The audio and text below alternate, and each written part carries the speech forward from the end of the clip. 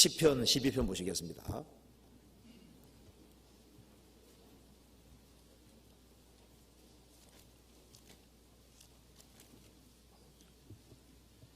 육 절입니다.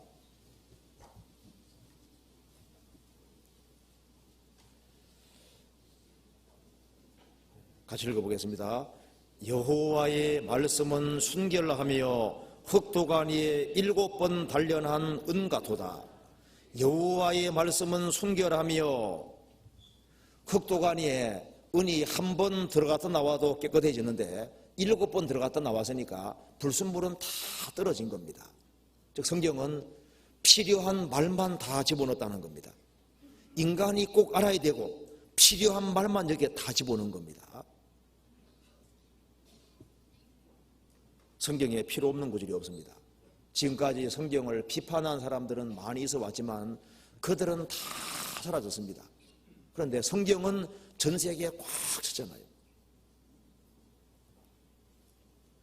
성경은 반드시 이깁니다. 주께서 주의 말씀에 의롭다함을 얻으시고 판단 받으실 때 이기려 하시면 한 것 같으니라.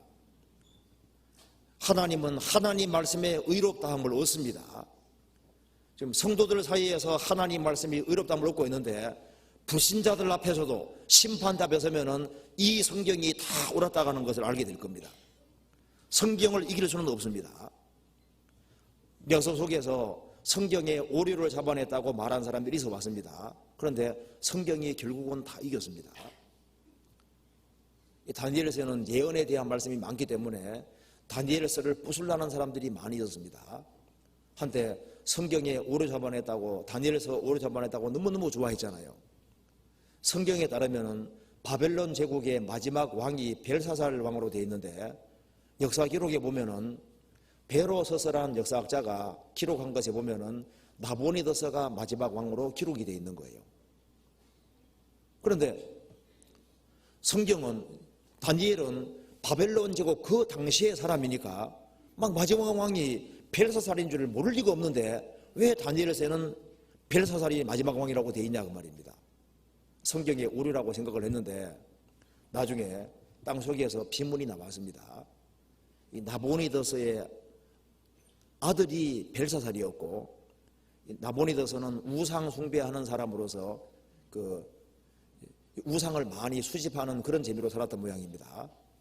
그래서 이 아라비아 딴 쪽에 다른 멀리 가 있으면서 자기 아들을 둘째 치리자로 삼았다는 것이 밝혀지고 그래서 분벽에 나와 있는 글자를 해석하는 사람은 셋째 치리자가 되게 해준다고 벨사살 왕이 말했는데 그 말까지 맞다는 것이 밝혀집니다. 그러니까 나보니더서가 첫째, 벨사살이 두 번째, 그리고 여기에 다니엘이 세 번째 이렇게 되는 겁니다. 또 과거에는 또 토끼가 대책임질을 한다는 이거 오리라고 생각했습니다. 요즘은 밝혀지죠. 토끼가 대책임질하는 게 맞잖아요. 하여튼 간에 성경 걸고 넘어지면 성경이 다 이깁니다. 그러니까 우리는 어떻게 생각하면 되냐 하면 무조건 성경 옳다고 생각하면 맞아요. 성경의 3분의 1이 예언인데 문자 그대로 다 이루어졌잖아요.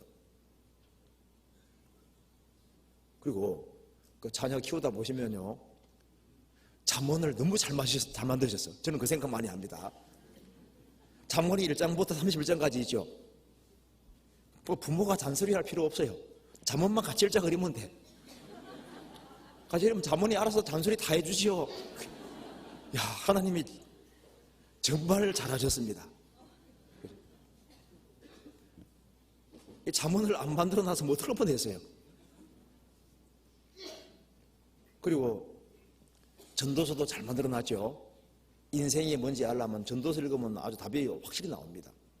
인생이 뭔지를 고민할 필요 없습니다. 전도서 읽어보면 인생이 얼마나 허무한지 알게 되고 결국 인생은 무엇을 위해 살아야 될지를 알 수 있잖아요. 그리고 비전이 없는 사람은 요한계시록을 읽어봐야 됩니다. 요한계시록을 읽으면 우리의 장래를 정확히 알 수 있잖아요. 성경은 창조가 있는 동시에 창세기가 있는 동시에 요한계시록이 있습니다. 요한계시록을 읽으면 앞으로 무슨 일이 벌어질지 우리의 영원한 장래가 어떤지를 알 수 있잖아요. 길선조 목사는 요한계시록을 1만 번 정도 읽었다고 합니다. 1만 번 이상 읽었다 그러죠. 하루에 한 번씩 해서 한 30년 이상 읽었다 그러잖아요. 요한계시록을 읽어보면은 무슨 내용인지 잘 몰라도 일단 읽으면은 두려운 내용인 동시에 사람에게 참으로 소망을 주는 말씀입니다. 왜? 우리의 궁극의 결과를 알게 해주잖아요. 이 성경에는 정답이 주어져 있습니다. 그래서 인생 헤맬 이유가 없어요. 시험 칠 때 답 다 알려주고 시험 치는 것과 똑같은 겁니다. 크리스찬이 헤맨다는 건 이해가 안 되는 겁니다. 답이 주어져 있는데요. 인생 살아보면은 그가 다 잘하여도다. 예, 주님 말씀은 다 옳습니다. 이렇게 되는 겁니다. 그래서 성경을 8만 대장경처럼 그렇게 크게 써놓으면요, 누가 성경 가지고 교회 다닐 수 있겠어요? 8만 대장경처럼 많으면요, 어떻게 들고 다니겠습니까? 요 정도 참 보면 하나님 잘하신 겁니다. 요 정도 분량 딱 맞아요. 들고 다니기도 맞게딱 만드시죠. 우리가 못 깨달을까봐 여러 각도로 다 말씀 다 해주시고, 그것도 반복해서 또 확장시켜가면서 반복해서 혹시 못 깨달을까봐 여러 각도로 누구든지 읽고 알 수 있도록 하셨습니다. 그리고 성경을 한글로 번역 안 해줬으면 못할 뻔했어요. 우리가 번역하면 어떻게 되겠습니까? 미리 다 번역해서 우리 다 읽을 수 있게 해주시고, 이 정도만 번역해 준 것도 감사하게 생각해야 됩니다. 이게 얼마나 번역을 잘 해놨습니까? 그가 다 잘하여도다. 이게 사실입니다. 그리고 우리가 성경 역사 속에 있는 인물들에게 물어보면은 그분들은 다 그렇게 말할 겁니다. 예, 주님은 다 잘하셨습니다. 그렇게 말할 거 아니에요. 야곱의 11번째 아들이 요셉입니다. 10명 형들이 요셉을 너무나도 미워했습니다. 자, 얼마나 미워했으면은 11번째 요셉을 은 20 받고 에집트에 팔아먹겠어요. 참 형들도 참 성질이 고약합니다. 동생들을 아주 매몰차게 팔아먹는 거 봐요. 요셉은 17살 나이에 부모를 떠났습니다. 그 이국 땅에 들어간 거예요. 그 에집트 사람들은 이스라엘 사람과 방언이 다릅니다. 어느 나라 민족 속에 들어간 거예요. 그래서 보디발 집에 붙잡혀 가서 노예로 팔려서 얼마나 많은 고생을 했습니까? 한번 생각해 보시면요, 그가 일 끝나고 난 다음에 밤에는 눈물을 많이 흘렸을 겁니다. 17살 나이인데요. 그 어머니 아버지가 얼마나 훌륭한 사람입니까? 그잖아요. 그 야곱은 여기 이제 야곱이 12아들을 낳았는데 그 레아와 라헬이 있을 때 라헬이 낳았잖아요. 라헬의 사랑도 많이 받고 아버지 사랑도 많이 받았습니다. 그러니까 그 에집트에 살면서 그 가나안 땅을 얼마나 그리워하고 눈물을 많이 흘렸을 거 아니에요? 그 인생이 참 기구하게 된 겁니다. 나중에 가정 총무도 하게 됐는데 그만 보디발의 아내가 자꾸 눈짓하잖아요. 요셉이 좀 잘생긴 것 같아요. 그렇게 잘생기니까 유혹받는다니까요. 못생기면 유혹받을 일도 없어. 그러니까 이제 보디발 아내가 눈짓하는데 아마 보디발이 바깥 일이 많았던 것 같아요. 그래서 이제 결국은 동침 안 한다는 그것 때문에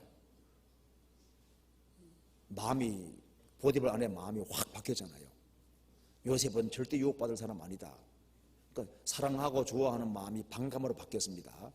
여자가 독한 마음 무섭다는 거 아시죠?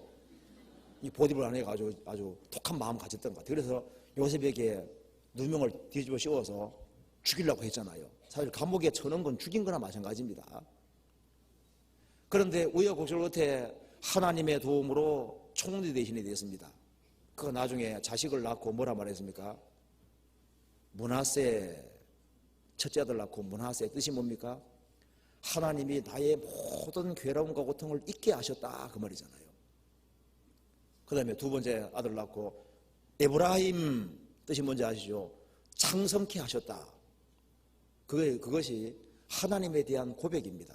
내가 에집트에서 많은 고생을 했는데 하나님은 내게 나를 총대신으로 만들어 주심으로써 이 모든 고생을 잊게 하셨다. 문하세입니다. 그 다음에 하나님이 나를 고생을 많이 했기 때문에 하나님이 그것을 복으로 바꾸어서 더 장성케 하셨다. 그분은 잘하셨습니다. 그런 고백이잖아요. 그래서 7년 기근이 있을 때 야곱의 10명의 아들들이 식량 사러 왔습니다. 결국은 어떻게 했습니까? 요셉이 만일 악한 마음 가지고 있다면 살아남을 수가 없습니다. 그런데 그들을 영접하고 결국은 애굽 땅에 살게 해주고 그들에게 영육간에 필요한 걸 다 제공해 주잖아요. 그러면서 뭐라 말했습니까? 당신들은 나를 헤아렸으나 하나님은 그것을 선으로 바꾸셨습니다. 하나님은 다 잘하셨습니다. 이렇게 고백하잖아요.